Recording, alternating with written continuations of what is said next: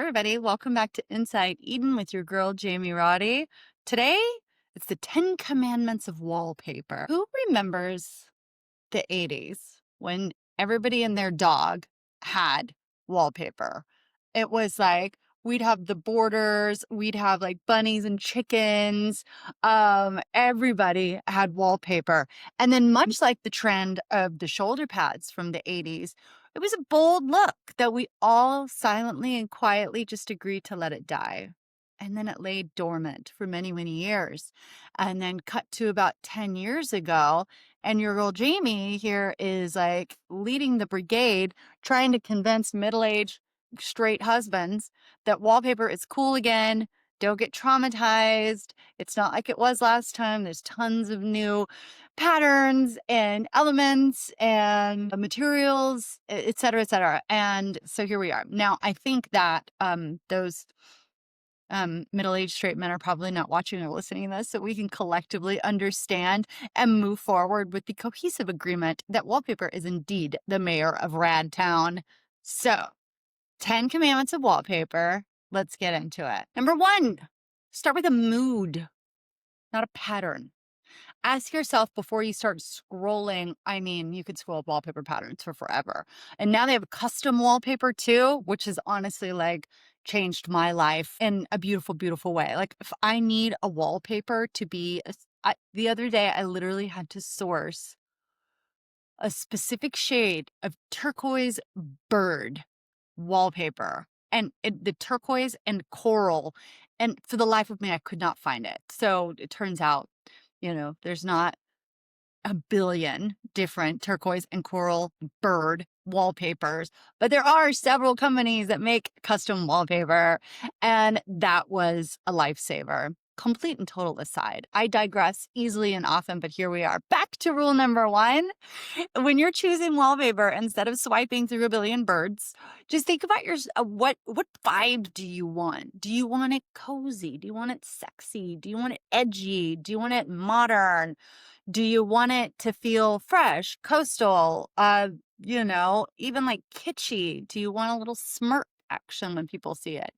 So think about that first. How do you want the room to feel? Otherwise, you'll just get into like a Pinterest wormhole or Wallpapers Are Us wormhole, and it'll never get done. So think of that first and then move forward from there. Number 2, sample up, friends. Just because a wallpaper looks good in a magazine or online does not mean that it's going to look good in your space. You can generally order like a 2x2 sample. Definitely do this before you pull the trigger. You want to put that sample on the wall or walls that it pertains to, that it will one day live on, and then look at it throughout the day, because wallpaper can change as much as like 5 shades from morning to nighttime. So sample up always. But 3, got to think about the scale, both of the room and of the pattern of the paper. If it is a very big room, like you're doing all the walls in a living room and you have a small pattern, it might look really busy. It could also make the room look kind of cozy. So you definitely have to think about scale. If you have a super big like mural pattern in a very small wall or like a powder room, the pattern itself might get lost. Like you could go from Chic jewel box powder room to like tropical foliage hostage situation real quick. So something like a huge pattern is better in a bigger room when you can stand further back from it and really take it in and appreciate the entire scale of it. Number 4, know your architecture. If you've got lower ceiling heights, you're not going to want to go with a horizontal pattern. This is going to accentuate your lower ceilings. So try something that kind of moves the eye around, like a busy scarf or something, moving the eye around, Jamie. So do that instead. Or if you have super tall ceilings, you could really accentuate that with a lovely vertical stripe as well. I did a little research on this because I was thinking about the borders that we used to have. Do you remember the chickens and the ducks and oh God, the auricula roses, just rose borders for days and everybody's bathrooms and all these things. And I was like, is there a modern border or is anybody doing this? I certainly hadn't seen it. And I can tell you, because I did the research for you, no, nobody's doing it. It's definitely not happening. I saw a couple of instances, like in England, in an old house, where some people are taking borders and then running them around door frames or up like chair rails in a stairwell situation. And that was kind of a cute, fun detail. But other than that, that's not a thing and we're not doing it, which is nice. But I did check for you because I want to see, is there like cool modern borders? No, there's not. So mind your architecture and make sure that you're not, fighting it or making it worse. This is a commandment in and of itself that it doesn't even get a number. It is a pet peeve. Jamie's big pet peeve is accent walls. Okay. Occasionally they work and are good. However, the percentage of people trying to pull it off vastly overvalued for the amount of people that should be doing it. I am huge anti-accent wall. So if people ever even say the word to me, it's like Rosemary's Baby with the wire hangers, no wire hangers. I'm like, no accent walls. It makes the room feel disjointed. First off, why is that wall more important than all the other walls? Like, that's dumb. Quit it. The other thing is, honestly, it looks like you couldn't afford to do the whole room. So maybe that is indeed the fact. No shade. Okay. But that's what I see. I am very much anti-accent wall wallpapers. And then that being said, I've certainly done them before. So there's a time and a place for everything, but overreaching in America, like you guys are time and placing it way too much. Like honestly, quit it. You want to do all the walls, so you have a nice balance. And some of you go through my portfolio and find some honestly accent walls because there's no rules in interior design, but that is a guideline. In general, I don't like them. So there's that. That's not even in the commandments. That's just Jamie's golden pet peeve. You're welcome. Number 5, if you're afraid of commitment, you can do the peel and stick. Now, you need to understand people peel and stick when they're just like showing you how easy it is to put up online. It's not freaking easy to put up online. And those people should be like punished somewhat severely because they're straight up lying to you. Like, you will lose your ever loving mind if you try to put up peel and stick wallpaper by yourself. I highly recommend, if you can budget for it, to hire somebody to put up your wallpaper because it is absolutely maddening to get it all. It's like 8, 9, 10-foot sheets of paper that are 27 inches wide that you're trying to hang on a wall all at once. Like, I couldn't even put the stickers on my iPhone on the thing so that it doesn't have bubbles. Like, I can't even do that. You think I'm going to do a 9-foot by 27-inch panel without bubbles? I go bananas. So if you can't, if you got to do it yourself, and that is good and fine, you can do the peel and stick if you're in a rental situation and you don't want to mess up your walls. But if you are in your home that you own, the quality of the traditional paste is better.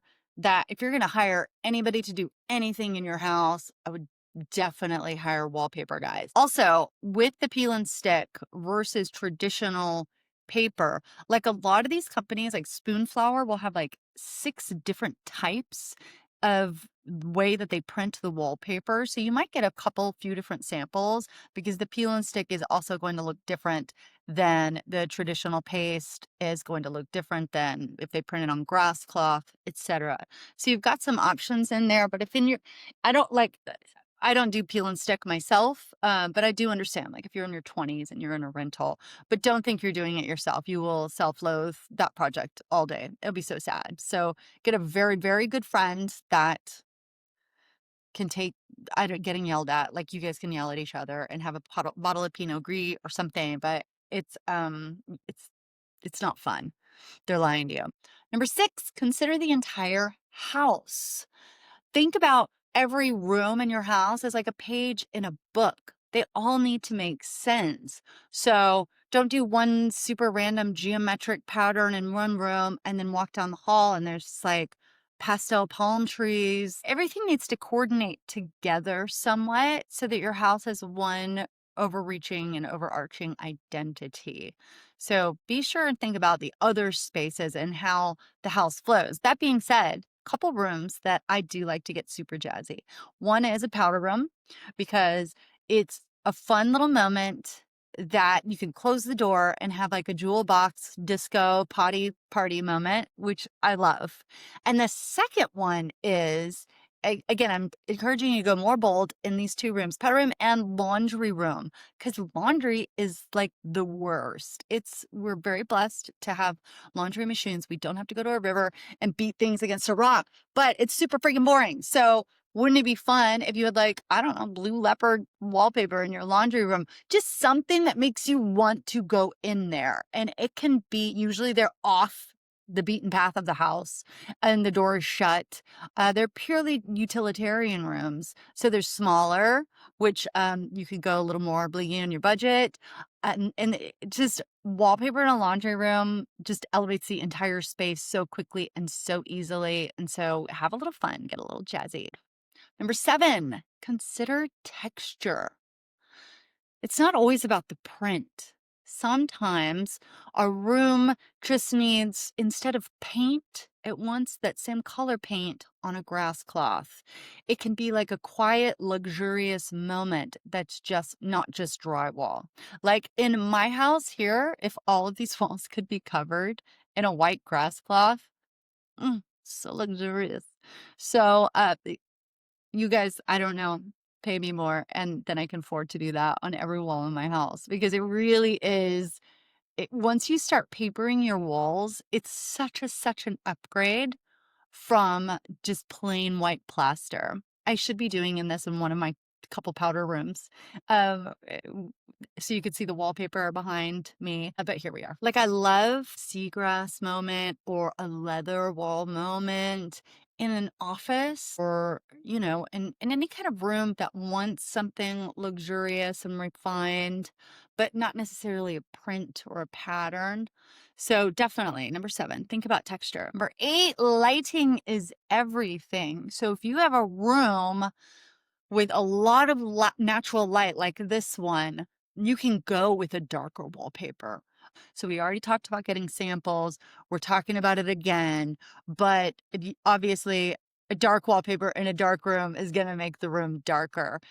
And in a room with this much natural light, you're going to want to avoid anything that's too metallic. It might bounce too much light around the space as well. So consider your lighting. Okay, number 9, we already said it. Sorry, but here we go again. Hire a pro.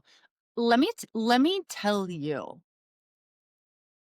I work with, and I have to, this is not like a snobby thing.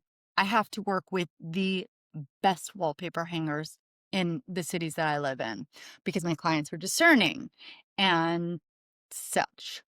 So I mean, this guy does like, he's really bad at NDAs because he tells me all the celebrities' houses he does, and also my clients as well, right? He is like doing the creme de la creme, and it's not one guy. He's got a team, and they're really great. But you need to understand there are still seams visible. There is no such thing as a completely seamless wallpaper job. You get as close as you possibly can. And when I say these guys are the best, these guys are the best, but you still occasionally are going to see a seam. It's pieces of paper being lined up on a wall. And oftentimes the walls are not perfectly flat. You still see them. So be aware of that. Some of my clients have wanted wallpaper And I'm like, I don't know if this is for you. Or let's pull one that specifically has mismatched seams, like a grass cloth or something like that. So it's not going to bother you that we see them. So keep that in mind, friends. Number 10 is going to be like, don't get too caught up in longevity. That's the cool thing about wallpaper is that you can change it out. So, I mean, if it gives you 5 years, 10 years, it doesn't owe you anything. So you don't have to think, well, I'm going to put this wallpaper up and I might have to live with it for 30 years. No, just change it out, man. Be cool. Be hip. Go with the flow. So those are your 10 rules of wallpaper. If you have questions for me, leave them in the comments and such wherever you can. And I love picking out your questions and then answering them in this format. It brings me great joy because not everybody can hire me and I can't do everybody's house. I am just one person with one beautiful firm. So hit me up with your questions and hit us up on Instagram at EdenLA Interiors. Go to EdenLA.com and check out all our work.